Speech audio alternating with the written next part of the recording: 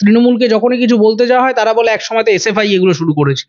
আরে এসএফআই করেছিল বলেই তো এখন তৃণমূল ক্ষমতায় রয়েছে। তাহলে এসএফআই এর অপকর্মগুলোকেই যদি আপনি সাকসিড করে এগিয়ে নিয়ে যাবেন, তাহলে তো এসএফআই কেই রাখা উচিত ছিল। আপনাকে আনা হয়েছে কেন? আপনাকে আনা হয়েছে বেটার গভর্নেন্সের জন্য। আপনি যদি ছাত্রদের হাত থেকে বন্দুক বোমা না তুলে নিয়ে সিপিএম ওইগুলো করে গেছে বলে আপনি সেইগুলোকেই এগিয়ে নিয়ে যান, তাহলে সিপিএম আর আপনার মধ্যে তফাৎটা কি রইল?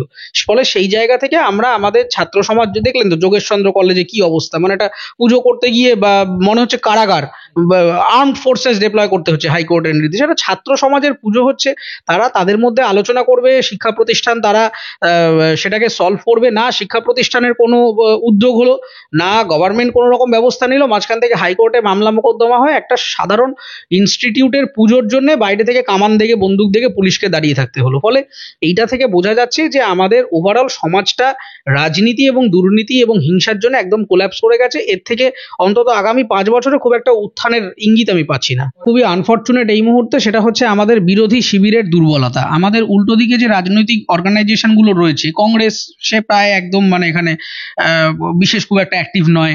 আচ্ছা, সিপিএম সে তো কিছুই করে উঠতে পারছে না, শুধুমাত্র তাদের অনলাইন এই মিডিয়ার বাইরে তাদের খুব একটা গ্রাউন্ডে কোনো কানেক্ট নেই।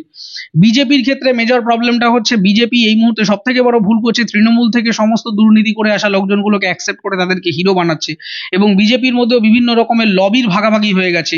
এবং তার জন্য যেটা হয়েছে যে এত বছরের একটা ইনকামমেন্ট গভর্নমেন্টকে সরাতে গেলে আমি তো মনে করি বিরোধীদের কাছে অনেক 2016 থেকেই প্রচুর সুযোগ ছিল এই গভর্নমেন্টকে সরিয়ে দেওয়ার জন্য, কিন্তু তারা সুযোগের ব্যবহার করতে পারেনি। ইনফ্যাক্ট 2016 সালে একটা অভ্যন্তরীণ রিপোর্ট প্রকাশিত হয়, যেটা তৃণমূল কংগ্রেসের যে অভ্যন্তরীণ থিঙ্ক ট্যাঙ্ক, সেই থিঙ্ক ট্যাঙ্ক এই রিপোর্টটা তৈরি করেছিল, এবং সেই রিপোর্টেই তখন ইঙ্গিত দেওয়া ছিল যে গভর্নমেন্টই থাকবে না।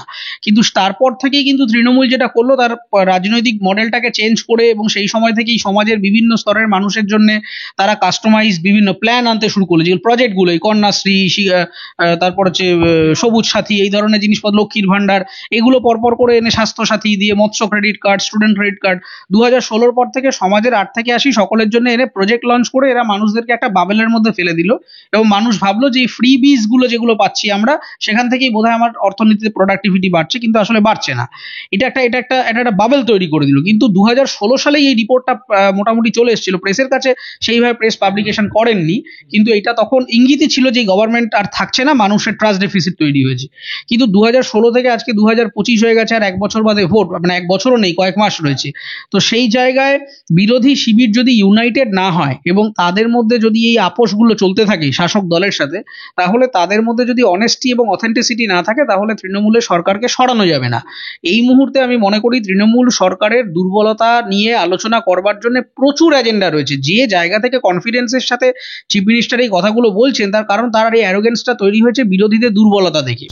না, মুখ্যমন্ত্রী বলছেন শিল্প আসবে, কিন্তু শিল্প আসছে না। তিনি এই যে বলছেন 3 লক্ষ কোটি টাকা বিনিয়োগ এসছে, 4 লক্ষ কোটি টাকা বিনিয়োগ এসছে, মানে that should be reflected in the market. মার্কেটে কোথায় রিফ্লেকশন হচ্ছে? তাই যদি হতো, তাহলে পরিব্রাজনের সংখ্যা বাড়ছে কেন? বিরাট অঙ্কে ইউথ তারা কেন আগেকার দিনে, মানে আমার যখন ছাত্র অবস্থা ছিল, আমাদের তখন ছাত্র, মানে আগেকার, মানে খুব আগেকারও কথা বলছি না আমি, 2014, 15, 16 এই সময়ের কথা বলছি। সেই সময় আমরা জানতাম যে মোটামুটি পিএইচডি অবধি কমপ্লিট করে তারপর রিসার্চের কাজে কেউ বাইরে যাবে, তার আগে মোটামুটি এখানের পড়াশোনাটা কমপ্লিট করে যাবে। এখন ক্লাস 11-12 এর ছেলে মেয়েদের মধ্যেই এরকম ধারণা ঢুকে গেছে যে মাধ্যমিকের পরে, মানে ক্লাস 10 এর বোর্ড এক্সামের পরে তারা 11-12টাই পশ্চিমবঙ্গে পড়তে চাইছে না, কিংবা 11-12 এর পরে কলেজ থেকেই তারা কেটে পড়তে চাইছে। এর মূল কারণটা হচ্ছে আমাদের এখানকার যে অ্যাম্বিয়েন্সটা শুধুমাত্র কিছু কলকারখানা স্থাপন করে দিলেই তো হলো না, আমার স্কিল ডেফিসিট তৈরি হয়েছে। আমাদের নতুন একটা ইউনিভার্সিটিগুলোয় আপনি অবাক হয়ে যাবেন, সেই মান্ধাতা আমলের সিলেবাস, সেগুলোকে রিফরমেশন করে না, টিচারদেরকে নতুন জিনিসপত্র দিয়ে তাদেরকে এনরিচ করানো হয় না, ছাত্রদের প্রপার ক্যাম্পাসিং হয় না, এবং অধিকাংশ ইনস্টিটিউটগুলোতে, তাও ইঞ্জিনিয়ারিংগুলোতে কম বেশি আছে, যদিও খুব একটা ভালো অবস্থায় নেই, প্রাইভেট ইঞ্জিনিয়ারিং কলেজগুলো বেশ ধাক্কা খাচ্ছে ক্যাম্পাসিং এর ক্ষেত্রে, কিন্তু বাকি যে হিউম্যানিটিসের সাবজেক্টগুলো, সায়েন্সের যে বেসিক সাবজেক্টগুলো, কোনো ক্যাম্পাসিং নেই। যে লোকটা পিএইচডি করবে না, সেই লোকটা ভূগোল ধরুন পড়ছে, লিঙ্গুইস্টিক্স পড়ছে, কিংবা বাংলা সাহিত্য নিয়ে পড়ছে, ইংলিশ লিটারেচার নিয়ে পড়ছে, কিংবা পলিটিক্যাল সায়েন্স নিয়ে পড়ছে, ইতিহাস নিয়ে পড়ছে, সে কি করবে সে জানে না।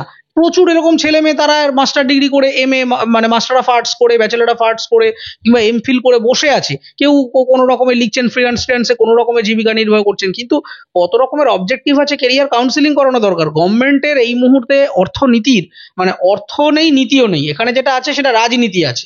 মানে পলিটিক্স ট্রাম্পস ইকোনমিক্স, একটা বিখ্যাত বই বিমল জালানের। তো রাজনীতিটা এখন অর্থনীতিকে ট্রাম্প করে দিয়েছে। তো সেই কারণে এখানে এখন যেটা হচ্ছে, কিছু মিথ্যে কথার বহর এবং কনস্ট্যান্টলি বিভিন্ন এই বেঙ্গল বিজনেস সামিট টামিট করে এই সমস্ত করছে।